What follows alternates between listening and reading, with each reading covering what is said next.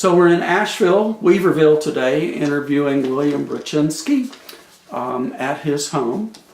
And my name is Randall Cumba, and we're doing this oral history for the Gay Spirit Visions Georgia State University Oral History Joint Venture Project.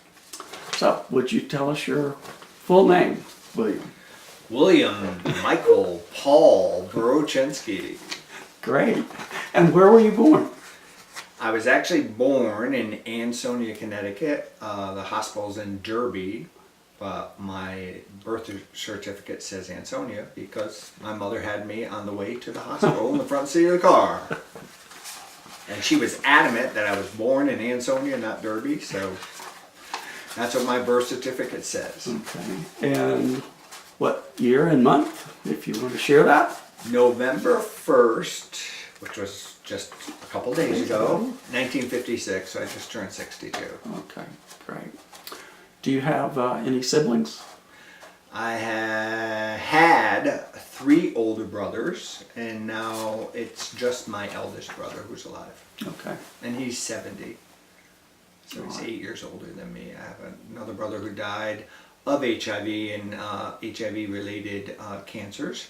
And then I have another brother who died at 57. The one who died in Denver was 38 during the whole AIDS crisis. Wow.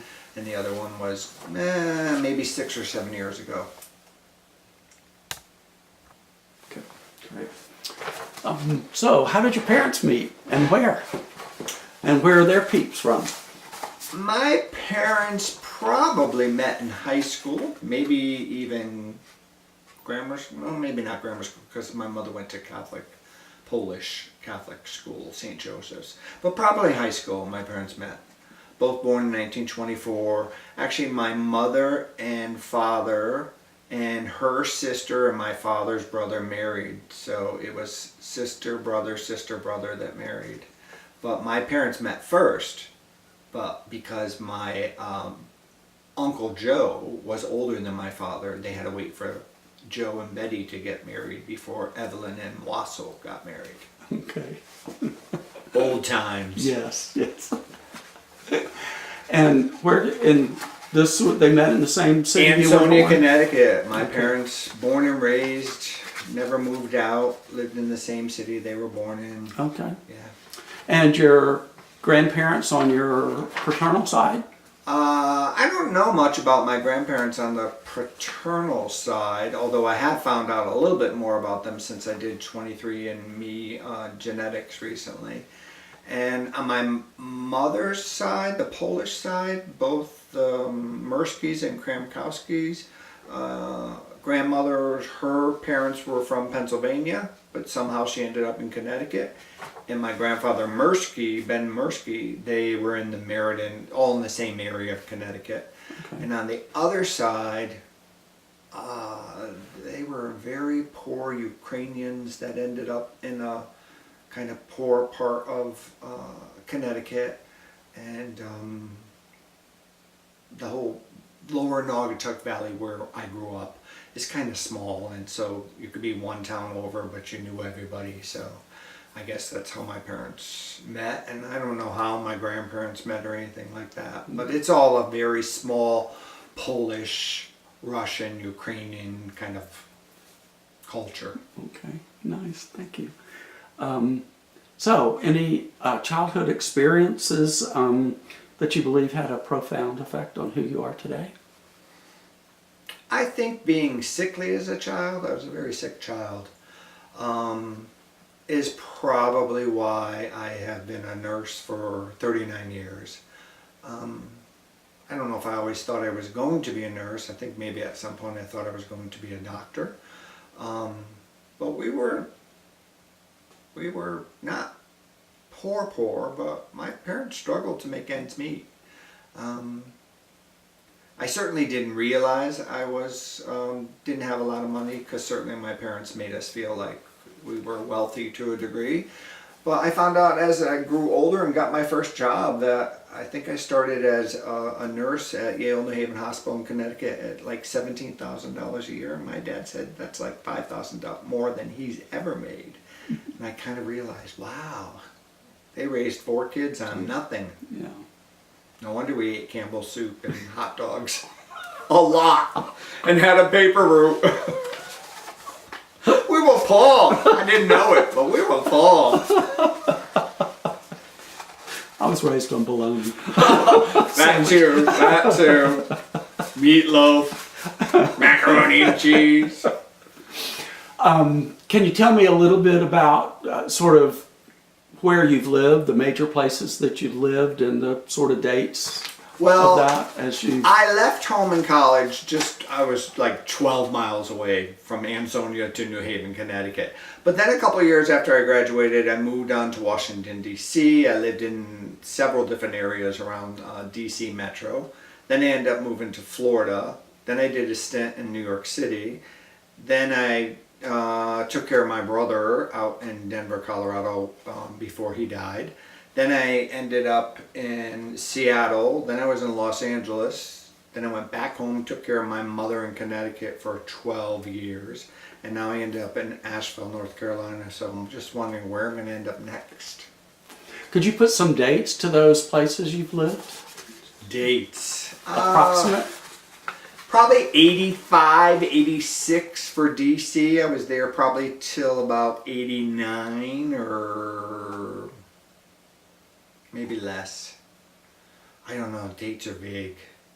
Okay. I know I lived in Florida for almost 10 years. Where in Florida? Miami. Okay. And then I know I lived in Seattle, Washington for 4 or 5 years, and then I lived in LA for 6 years. I didn't live in Denver for long, just long enough to take care of my brother until he passed away. New York City was a short stint too. But it, at 62 it all gets a little blurred. It does. My God, dates. Where did you work in Miami? In Miami, what did I do? Oh, I did a lot of different things in Miami. I worked for home care, but I also worked for a small hospice home care company that changed their name from hospice to life, and they blew up, and I had stock with them and everything. It was probably the beginning of my hospice career, and during those times we were the first hospice to ever take care of people with HIV. So I worked in HIV spectrum for a long time, and also that whole time I was working in HIV spectrum knowing that I was HIV positive too, because I've been probably HIV positive for 30 plus years now. Knock on wood. Wherever it is, there it is.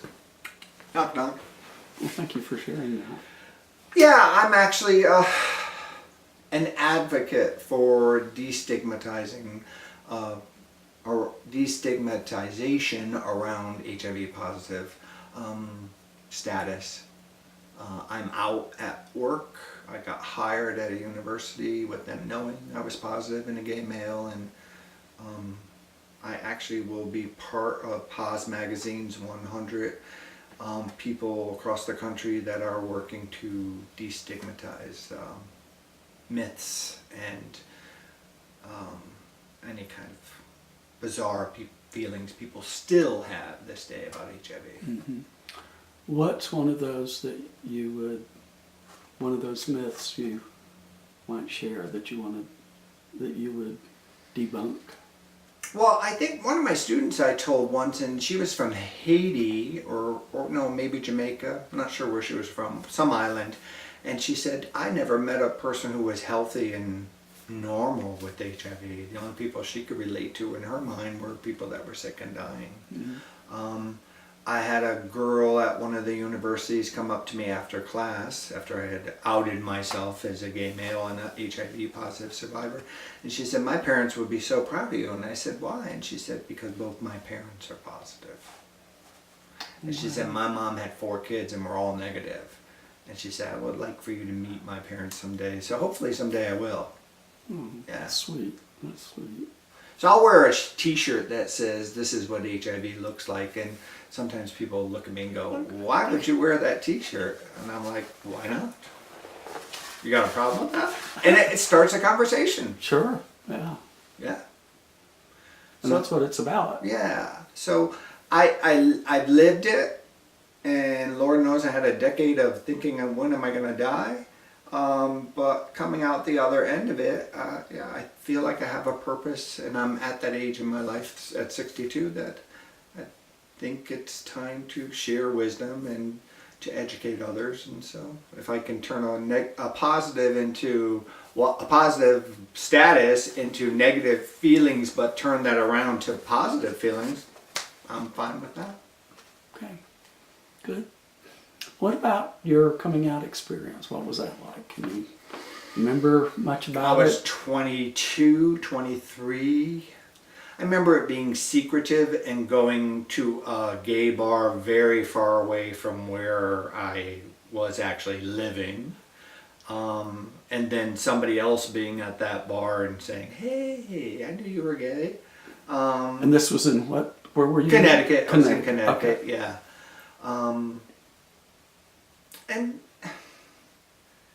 I think I came out to my mom in defense of my gay brother, whom she was blaming his failures in life on his being gay. And I said, "Well, Ma, you consider me a success. I went to nursing school. I'm working at Yale, blah, blah, blah, blah, blah, blah." And I said, "And I'm gay too. So you can't blame his failures on being gay. It may be a factor, but he's not doing what he's not doing in life because he can't do it for whatever reasons, but has very little to do with him being gay."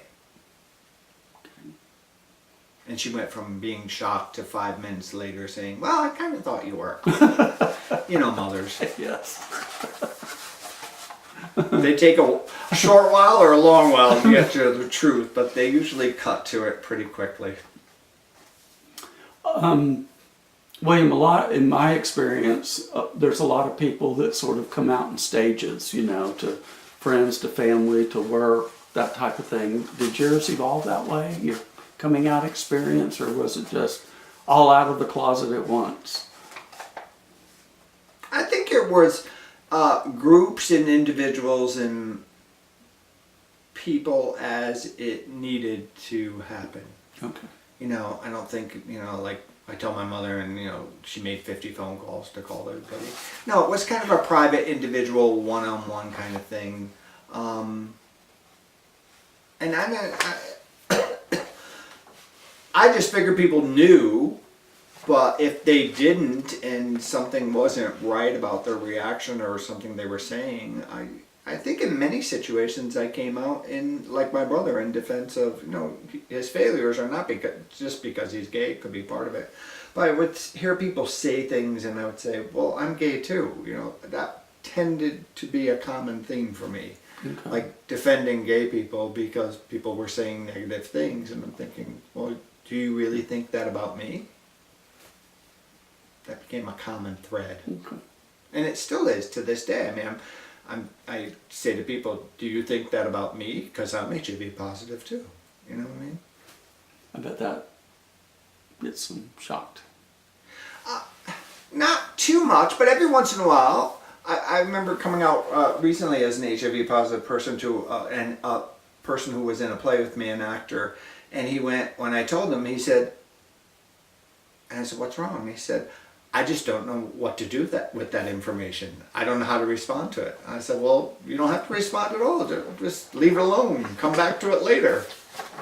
But it was almost too much for him to handle. Like, whoa, what do I do with that? How do I respond? And be politically correct and be your friend and be nice and at the same time be torn apart inside, like, oh no, you know what I mean? Yeah. Very ambivalent. He got over it. Are you still friends? Oh, of course, Okay, of course. good. He'll look at me and go. I was like, "What do you do?" "Positive." Stop! He got over it pretty quick.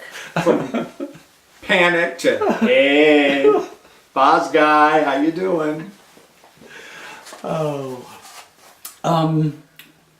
Before we started the interview, you told me a little bit about your relationship history. Can you go over that, share that with us?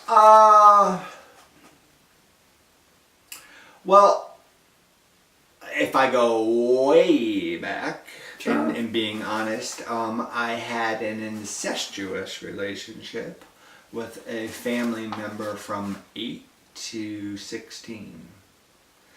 That was on and off. Sorry. That was on and off. I think there were times because I was going to be, or I was already a gay guy, I was a gay 8-year-old. I think there were times I sought it out, and then I think there were times that I didn't want it. It's complex. And it certainly had an impact on who I am to this day. I had relationships with women. I was engaged at one point. And I would say near the end of my college years was the time that I decided to come out.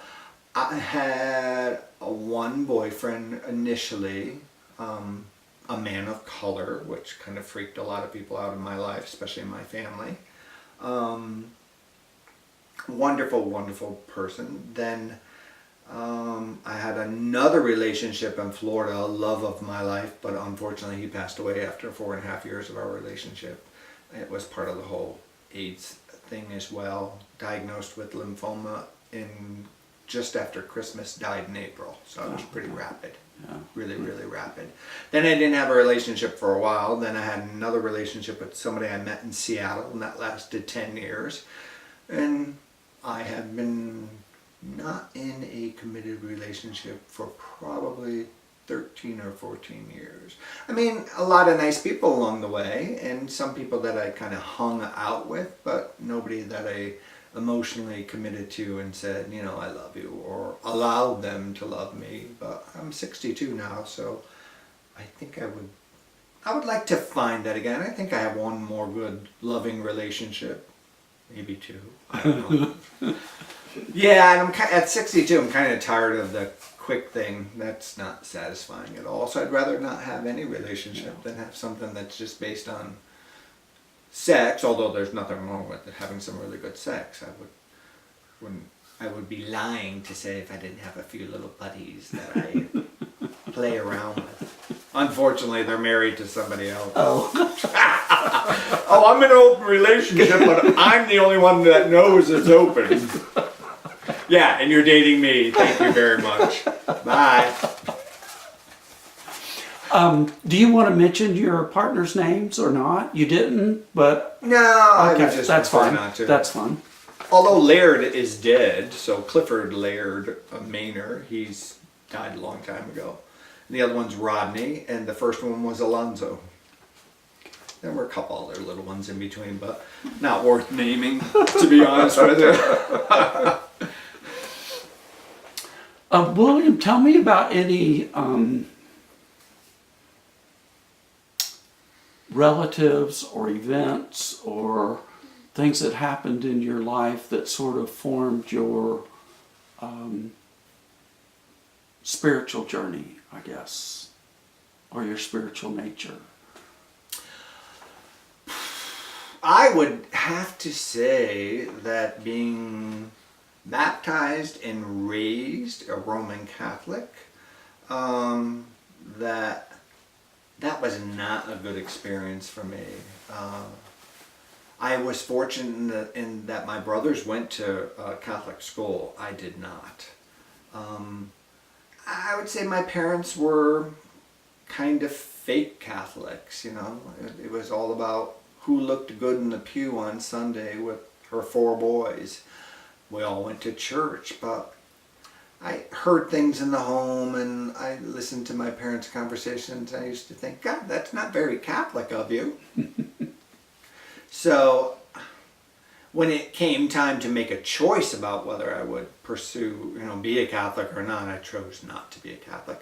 And I've been on lots of different spiritual paths, and I'm not sure any of, I don't even think to this day at 62 I found a spiritual path that has worked for me. Certainly no religion has worked for me.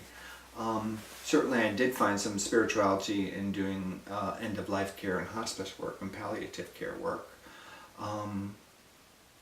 But even when I found out a year and a half ago that I was part Ashkenazi Jew, and I went to synagogue,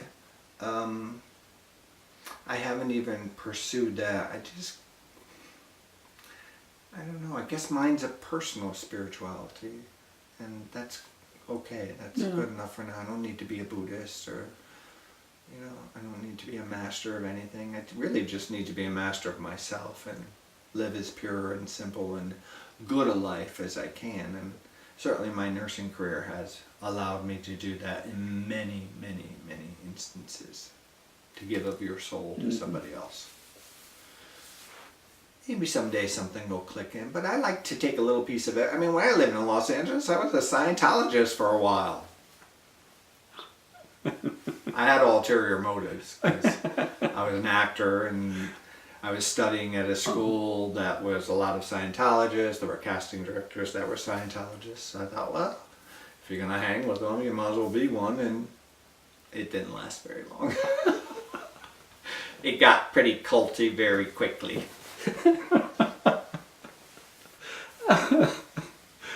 Oh, so how did you hear about GSV? How did that happen?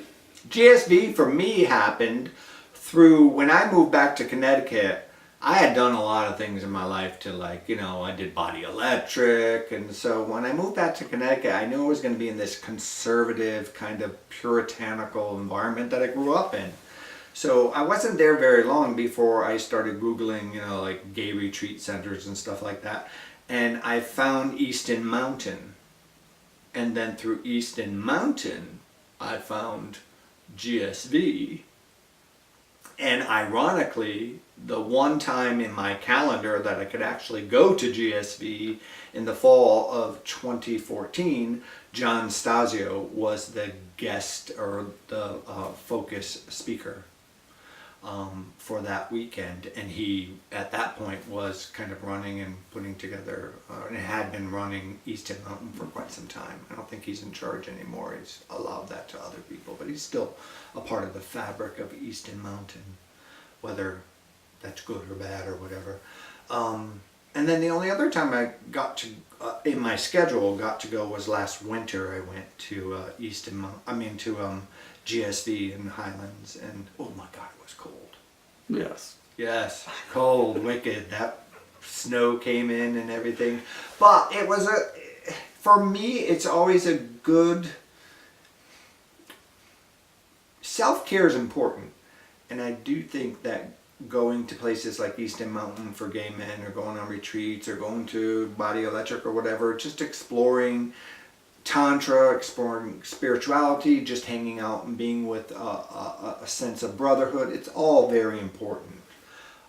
So the good thing about living in Asheville is GSV is not that far away. I just have to kind of clean up my schedule so I could go 2 or 3 times a year, but I'll get there eventually. I've only been here a year. I at least got to go to winter. I don't know if I'll go to winter this year because it was so cold last year. I don't know if I'll go, but I will definitely try and go to spring. It would be a good thing to go to spring and fall. If I can get in that routine of going twice a year, it would be good, really good for me, because I'm always at peace when I'm there, and then I'm always at peace when I come home from there. And I always have some kind of realization of who I am, or what I'm doing, or what I need to do. When I'm in that kind of environment, it doesn't necessarily have to be GSV. It happens at Easton Mountain. It happens at the Prama Institute here, because I'm getting ready to do a 3-day silent retreat. But self-care is about taking care of yourself and putting yourself in an environment.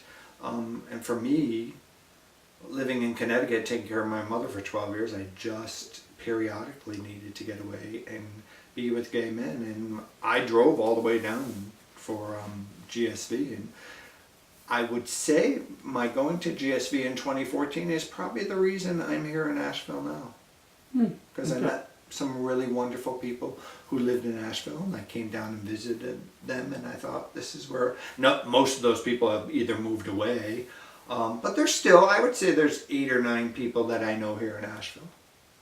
To go out to the bakery, to Wellbred in Weaverville, and run into 2 brothers from GSV. It's kind of a cool thing. Never know where you're going to bump into people. True. And it's kind of a small It is. which is nice. Small community, Yeah. for sure.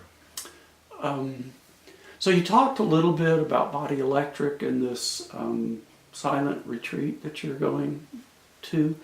Are there other things that you've done and similar to those, more formal spiritual endeavors, I guess, as opposed to your work? And what were those, and what were those like, and how did you find them different than GSV? Well, actually, I wouldn't say it's spiritual, but I was part of the Mankind Project for a while, and I found out about that through people that I met at GSV and through people I met at Easton Mountain. And for me, the Mankind Project worked certainly as my mom was near the end of her life. I would say the support I got from the Mankind Project and some of the work that I did in the Mankind Project worked for me during that kind of crisis in my life. But I don't really have anything to do with the Mankind Project right now. It just doesn't fit into who I am. But certainly at the time that I did it, it was very important. But any other kind of spiritual practices? No, I do my yoga on and off. Okay. And certainly in Asheville, there's many places to choose from. You could go to 4 different places a night if you wanted to, just here in Weaverville. So. And your experience with Body Electric? That was a long time bit? ago. Probably 96-ish. It was an exploration of sexuality, of Tantra. My partner, Rodney, at the time had done some work with Body Electric, and so I wanted to explore that and find out what all that was about. I mean, there was a point at where he was doing some sacred intimate work, and it was challenging to me as his partner to witness that and understand that. And so it was important for me to go to Body Electric and find out what were all my hang-ups about that. And I worked through some of those, and actually for a short period of time when we were both living in Seattle, I also worked in some sacred ways as well, and it was interesting.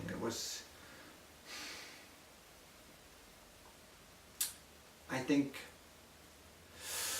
it was almost another bizarre kind of different level of nursing, of caring, of taking care of people. It was actually quite wonderful work. I didn't do it for very long, moved on to other things, but I learned a lot about gay men's struggle, but also straight men who had gay tendencies and their struggle, because sometimes some of my clients were married with kids and they didn't know what to do or how to satisfy themselves sexually. They just were quite lost in a lot of pain. And so I kind of understood some of Rodney's work at that point by experiencing it myself and being with people and saying, okay, what do you need? What is going on here? So you almost become a sacred therapist. It's very interesting. Mm-hmm. Very interesting work. Not for everybody, but for the people, like working in hospice, that's not for everybody either. But if it's what you're connected to and your soul's there and your intentions are pure, then the work is pure. Mm-hmm. I think so. Can you speak to me a little bit about the silent retreat you're going to? I have not done a silent retreat ever. I've been at retreats where we've had time where we're silent. I've been to Kripalu, where you can, go into a room and eat your dinner in a silent place, or you could just wear a little sign around you that says, "I'm silent," and nobody bothers you or whatever. But to do 3 days of silent retreat is something I've been wanting to do for a long, long time. And finally it fits in my schedule. So November 30th through December 2nd, I will be here in Asheville, well, outside of Asheville in Marshall at the Prama Institute. And I'll let you know how that goes. Okay. I'm looking forward to it. How did you hear about that? Prama? Prama. I think every time I get into a new place, or I just kind of Google stuff and see what's around, and it came under. I actually probably Googled silent retreats because they had them at Easton Mountain, and I was never able to make it because they were in the winter, and I couldn't leave my mom alone. What if there was a blizzard? You know, all these excuses. But I couldn't make it because they always did them in the middle of winter up in upstate New York. I could be there for 3 weeks. Silent, snowbound retreat. Of your own. Of my own. Mother Nature just forced me to do it. So I'm looking forward to it. It's my birthday gift to myself. Oh, good. One of the things that I've sort of learned in my career, and being around so many people in caring professions, is that there's always this, or there tends to be this struggle to take care of yourself, to have time for yourself and to do self-care. So I'm intrigued. You said you don't do many spiritual practices, but I'm intrigued how you do your own self-care. Coming from a profession that's probably pretty demanding and kind of tough at times. Well, I don't think most people would think it, but in my mid-50s, when I decided to get my master's degree, that was kind of even though it put a little more pressure on me, it was kind of taking care of myself as well, because I was kind of bored and I needed a new way to look at things. But I've reinvented myself multiple times in my life. I just reinvented myself a year ago moving here. But I try, when I was taking care of my mom, actually, she, wise old lady that she was, she'd look at me every once in a while and she'd go, "Honey, I think it's time for you to go do some yoga." Because she would see that I was getting testy or short or crabby. Because being a caregiver is quite demanding. Yeah. Yeah. I think, I don't... Any other practices that help you with that keep you grounded? None that I consciously. Since I came here, I've been working out with somebody on a regular basis to take care of myself physically. And I have some really good friends that if I need to chat with them and talk with them, that certainly is available to me. Okay. Yeah. Okay. And I actually just think I came to Asheville because there's something very healing about this place. And I didn't realize until I moved here, and my mom had been already dead a year by then, how depleted I was. And so it's been a good place to recharge. And I couldn't be happier or more content as to where my life is going right now. Good. So maybe it is time for a boyfriend to walk in. Hello. Hi. Have a seat. I'll be with you in a minute. I don't know. We'll see. We'll wait and see what happens. Oh, there's 2 of you. 3? Oh my God, I can't choose. I should be so lucky. Let's circle back around to your first GSV experience. What do you remember about that? What were you, so you found out about it at Easton Mountain. Mm-hmm. And so you found the right time to go in 2000, you said that 14. was 14, the fall conference. Fall conference, 2014. So as you traveled this, 3 hours, is it, to Highland? No, from Connecticut. Oh, you were in Connecticut. So as you drove all the way? Oh, I think I flew to Atlanta and drove from Atlanta with Scott Dorsey. Yes. Okay. Yeah, the beautiful, wonderful, fabulous Scott. Yeah. So what were you thinking about? What were your thoughts as you're you know, doing this? As you're I did not have any preconceived thoughts. I try and just be really in the moment. And I had been on so many, retreats and stuff. The many years I was living in Connecticut, I would go to Row Camp and Conference Center in Row, Massachusetts, and they had a Labor Day gay gathering for men, and they've been doing it for 25 or 30 years. come on. And then some of those people split off from Row and went over to Easton. So, all the circles just kind of overlap a little bit, and I just thought GSV is another circle. But what I did like about GSV is, my friends up north will slap me for this one, but I felt the Southern men were more genuine, more hospitable, kinder, a little more natural, less fabricated, and I just thought this is a real group of men that I would like to spend more time with, and that's why I've come to Asheville, although since I've been here, dating and all that's kind of like complicated and elusive and whatever.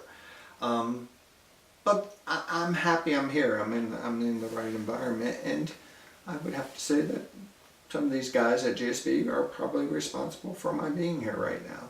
I may not hang out with them all the time, but I know they're there. Mm-hmm. I'll run into them here or there or whatever. Or somebody will have a erotic workshop and I'll go there and there'll be 2 or 3 guys from GSB there, or the guy from GSB is running it. It's true. So it's really a small world. Oh, it is. Yeah.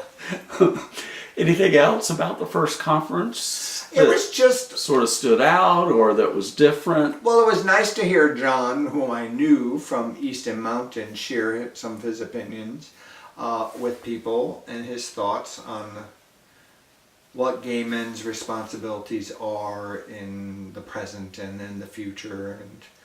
And every once in a while it pays off to like open up the aperture and look at things a little broader. So I felt like that conference opened up my aperture a little bit more. Because sometimes you tend to live your life and you get really tiny and small. And so I think going to GSV just kind of blows things open. The freedom to be as creative as you want to. If you want to slap on a dress, some makeup and a hat and walk around and be pretty, that's fine. Actually, Jim Lapp has become a very dear friend of mine. And he certainly gives everybody permission to do whatever they want. And I took that and brought it to Row, and I would do drag and dress up and do fun stuff there, and it would give other guys permission to just play. Just play. I would say I went to GSV to play, to be light. And I always go in with that intention. Just be light. Be your gay, faggy, queer self. Just do it. That's what I say. Who cares? So what if your wrists go like this? Who cares? I don't care.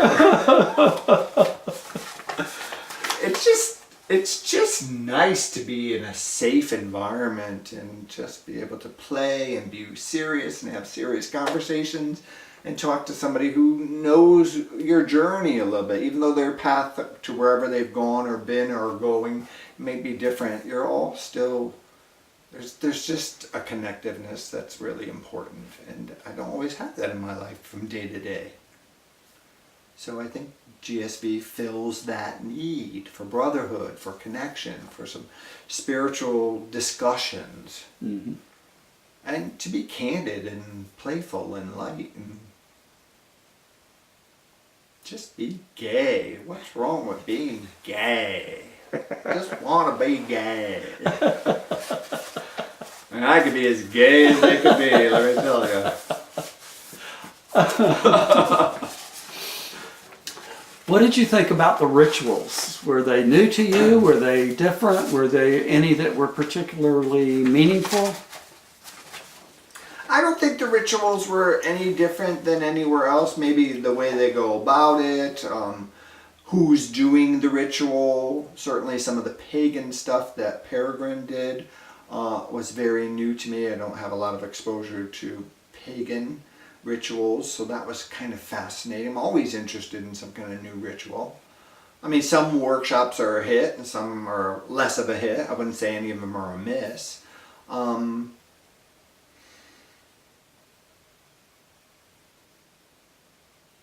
I just thought it's all done really, really well. And I didn't, even though people have been going for 15 or 20 years, I didn't feel like they were in a clique, that they were like exclusive.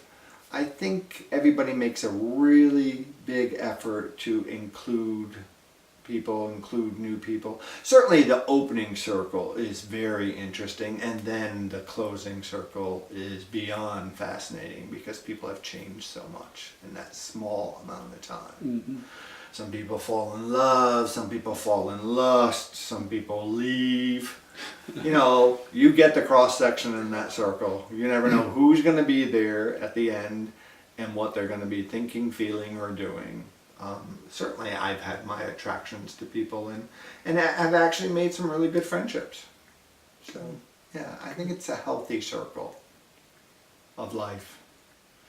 And interesting circles this time around, and I'm like the last living person of my original gay circle of friends because the rest of them have died.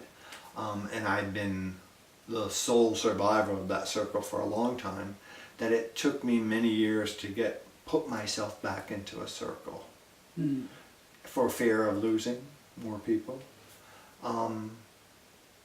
But it is a healthy circle, and I'm grateful that these days you can look around the circle and say, well, I'm going to die of old age, I'm not going to die of AIDS. I'm just going to be an old queen. Dead old queen. And they're going to pose me in my coffin like, hey, girl!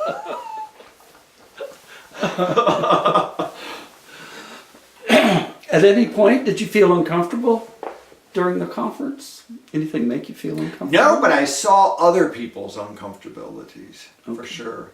I'm pretty much an open book. No, I don't think anything really challenged me, but I do try and put myself out there, you know. If I want to do a workshop on ropes and bondage or whatever, I'm going to do a workshop on ropes and bondage. I'm going to learn something about myself, or maybe I'll learn something through somebody else's reactions or whatever. Yeah, you have to be open. You have to take it in. There's as much for you to learn through your own experience at the conference, and there's even more to learn by watching other people and observing other people and listening to other people. I like the little small groups when we break down to small groups, because that's great. That's where you get to do, and most big retreats like that, like Row, they'll break us all down to small groups. And your small group, I've led them, I've been part of them. Your small groups where some really nice connections happen, because every morning or 2 or 3 times a day you meet with that small group, and it's another safer circle within the bigger circle, you know, so it kind of gives the whole large circle some strength from these little circles within. Yeah, it's a good methodology. It all works out just right. And you don't have to love everybody in your circle. True. You just have to be part of the circle. You have to be committed to the circle. Yeah, the container, as people call it, is very important. We walk around in life in our own containers, but then when you're forced to interact with other people, you're not quite sure, and sometimes other containers bang up against you and you get dented or whatever. But in that GSV and some of the other retreats, you're in this big circle, and it's one really loving, nurturing container, and you know, you could freak out and somebody's going to take care of you, or you could pull in and somebody's going to gently try and pull you back out, you know. It's important. I think it's an important work that we all need to do. And that's another thing is I have a friend moving down here with me next year, and I want to bring him to GSV and get him to get out of himself and open up a little bit more. So there's constantly new people coming, and older people, more experienced people, inviting them in and making them feel comfortable. So I think they do a good job of that. Okay. So I have a short list of people that I need to, let's go, Okay. come on. We'd appreciate that. Well, they need it. I want that's a gift. I've even offered to pay for it to get people there. I went on a scholarship my first time. I had very low income. And at some point, I'm sure I will pay for somebody else to go as well. I've offered a couple times that two people just didn't. I wasn't even going, but I said I will pay for you to go because I think you need to do this, and they chickened out last minute. But it'll happen eventually. I'll gift somebody that experience. That's sweet, thank you. Reflect a little bit on the winter meditation that you The attended. winter meditation for me was a little less organized, a little more loosey-goosey, very cerebral, and I don't mind that. Who? Andy? Bosky, yes. Okay. Andy led it. Less people there, which can be a good thing too. You know, your voice can be heard a little better in a smaller group. Other than it being cold up on the mountain, because a big old snowstorm came through or whatever, it was beautiful. It was absolutely beautiful. It just was a little lower energy. It was a little more relaxed. There wasn't a whole bunch of drag stuff going on. It was less playful, more serious, more contemplative.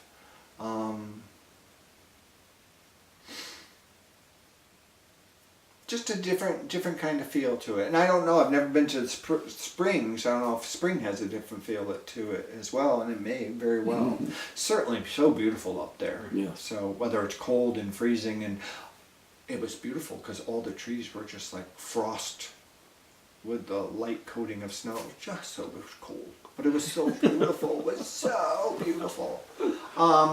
So that you're kind of forced indoors in the cold, and that kind of makes you, sit around, have a cup of coffee, talk to, get to know people better. So there was a less formal, less structured side to it. There was a little more free time to do what you want to do, and I don't know, I can't talk of the spring, but certainly if you want a lot of people, fall's the time to go, because there'd be 60, 70, 80 people there. In the middle of winter, maybe 30 or 35. Yeah. Half. There's usually maybe 60 or so at spring. 60 in spring. Yeah, something like that. 40, Yeah. 60, and 90. I don't know when spring is this year. I'll have to look at my calendar.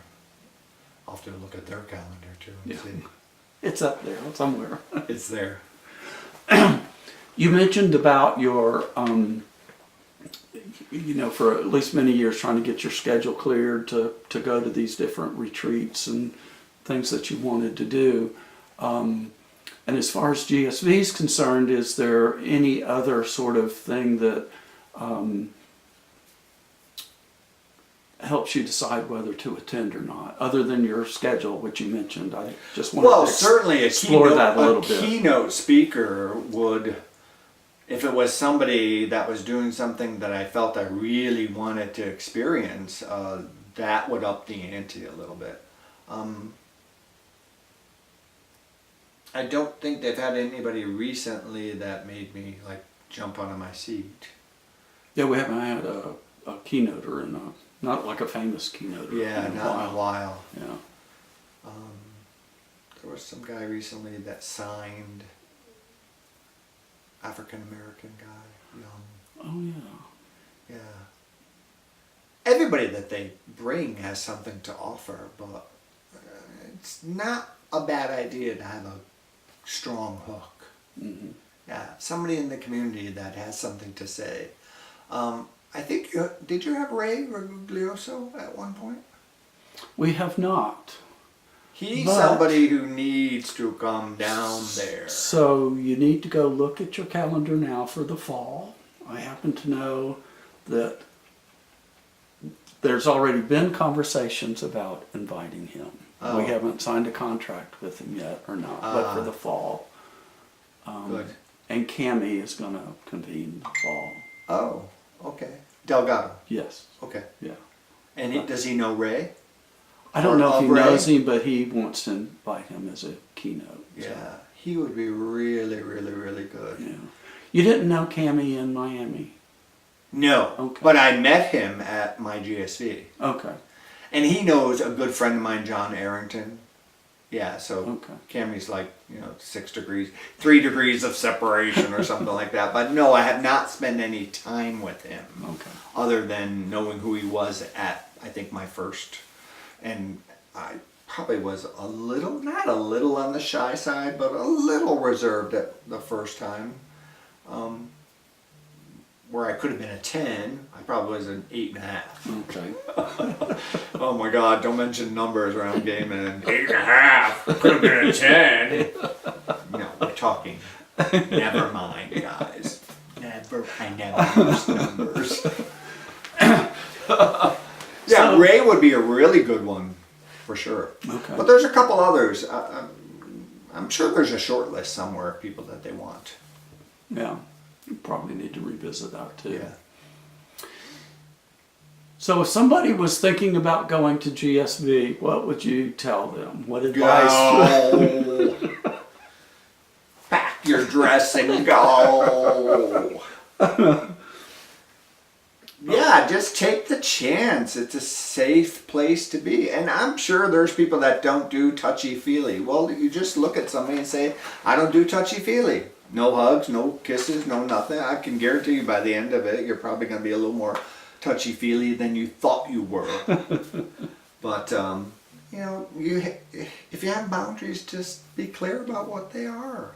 No one's going to cross your boundaries until you allow them to say, yes, come hug me, come love me, whatever. Yeah. Yeah.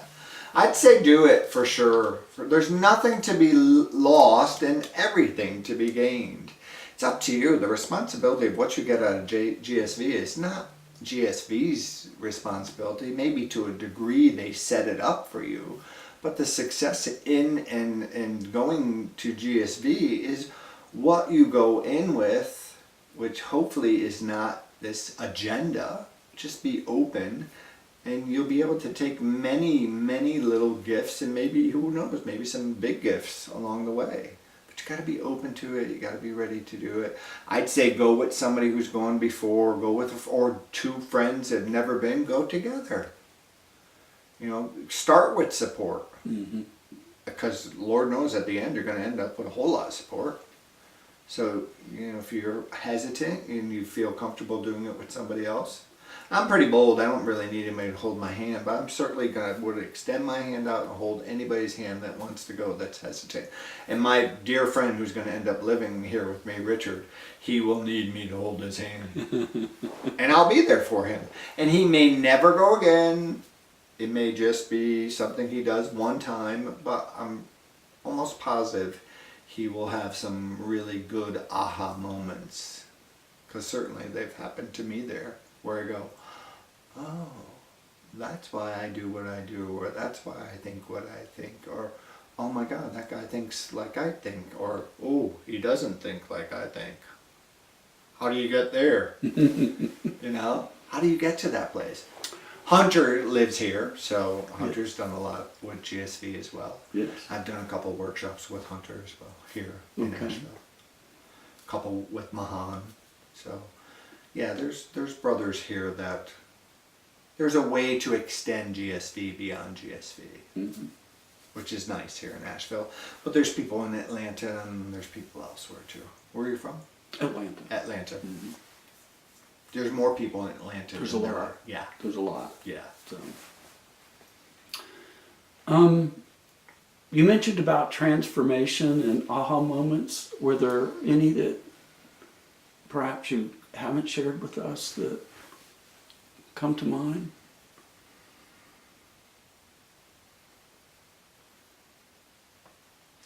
I think I can't think of anything major, but I think they're just little aha moments that I have within the context of a conversation or a circle or people sharing. Because you have to be an active listener and you really have to hear what people are saying and being intuitive and being a little empathic. If I listen to what people are saying, I can usually hear not only the text, but I can also feel the subtext underneath. And feeling that subtext underneath, sometimes you share a little of pain with people and you understand it and you're empathetic because you've been there. Mm-hmm. You've been in their shoes or their heels. Jim laughed.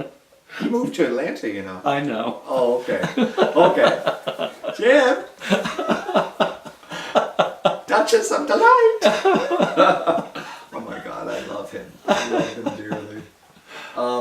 Yeah, so I can't really, I don't know, I have to really think about that. You know, what's interesting with some of those little aha moments is they happen, they come, you experience them, you pull them in, and then you either use them or don't use them, you learn from them or you don't learn from them, until the next time you have another one. But certainly being open to having those, being available, being an active listener, being an active participant. Otherwise, I think there's many aha moments that are happening in the world around us, but if you're not open to it and you're not aware and you're not attentive, they could go right by you and miss you. Mm-hmm. And I think GSV and many circles like GSV encourage that kind of environment where everything's open and you can get those flashes of, oh my God, this is my struggle too. And then even if there's no resolution in the moment of the conversation, you can go over to that person later on and say, hey, can I talk to you about this? Because I'm feeling this as well. And you know, sometimes those are great conversations to be had. And certainly if somebody's leading a group and you have an idea or a thought and you want some clarification, people are really loving and gentle and kind, and you can go up to Hunter and say, well, you know, I'm a little unclear on this thing and how it relates to me. They're going to take time and spend time with you. So I think in general most people at GSV are very generous with themselves, their souls, who they are. Very generous. Yeah, it's nice to be around a generous group of men. Mm-hmm. Not money-wise, not that generous. That's for Scruff and Grinder. Are you generous? No, just because I'm 62 doesn't mean I'm generous. I'll have to pay for it. Generous. Generous, giving, loving, kind, nurturing. Okay, give me a minute to look over questions, see if I kind of covered everything. I'll give you 2 minutes.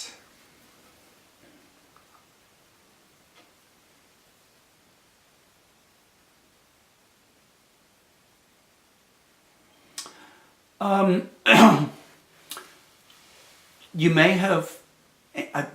have answered this. I think you've answered this, but asking it may generate something else. What have you taken from GSV and incorporated into your life, if anything?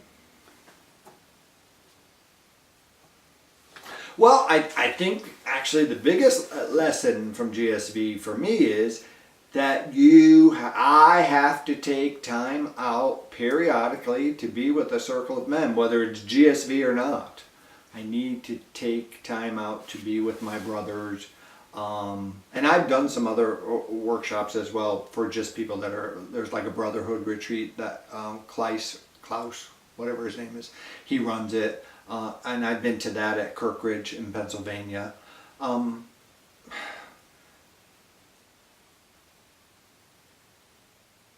mean, GSV's been running for a long time, and people have been coming back for a long time. There's a reason they're coming back.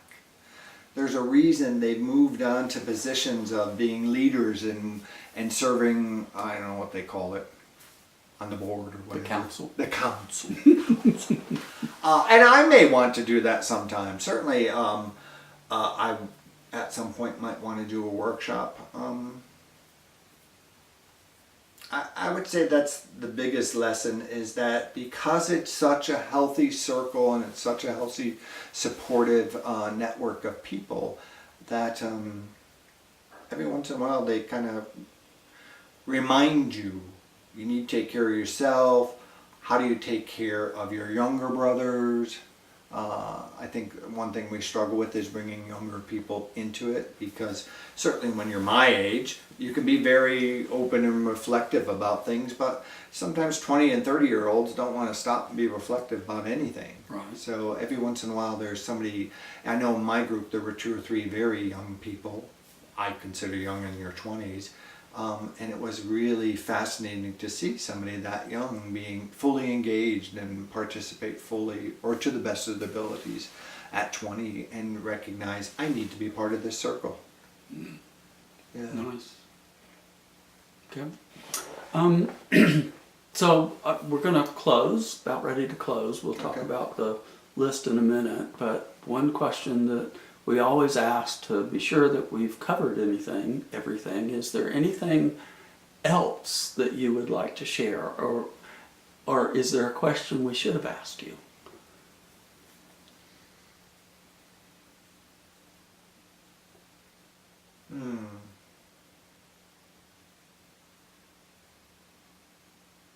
I can't think of anything.